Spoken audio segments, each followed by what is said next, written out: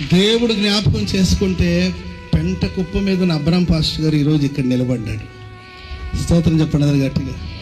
నా లైఫ్ని ఒక 25 సంవత్సరాలు వెనక్కి తీసుకెళ్తే నా లైఫ్లో ఎన్నో పోరాటాలు, కష్టాలు, కన్నీళ్ళు, దుఃఖం, ఆత్మహత్య చేసుకొని చనిపోవాలనే వాంఛ, చావును వెతుక్కుంటున్న రోజులు, విరక్తి, వేసారిపోవడం, ఎందుకు బతకాలని ఆశ, ఎన్నో ఫ్యామిలీ ప్రాబ్లమ్స్ చూసి జీవితం మీద విరక్తి, ఫ్యామిలీ మీద విరక్తి, ఎన్నో పోరాటాలు, చనిపోదామని సూసైడ్ అటెంప్ట్ చేసిన సందర్భాలు కూడా ఉన్నాయండి. ఒక 25 years బ్యాక్ వెళితే నా జీవితం చెత్తగా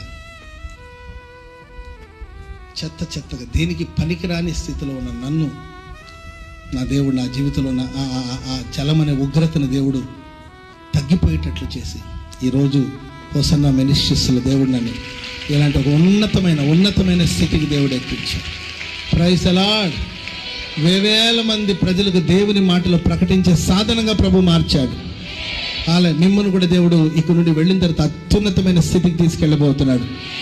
ఇక ఉన్నతమైన స్థలముల మీద దేవుడిని ఎక్కించబోతున్నాడు. ఎక్కలేని ఎత్తైన కొండపైకి నా దేవుడిని ఎక్కించబోతున్నాడు. దేశం యొక్క ఉన్నత స్థలాల మీదకి దేవుడిని ఎక్కించబోతున్నాడు.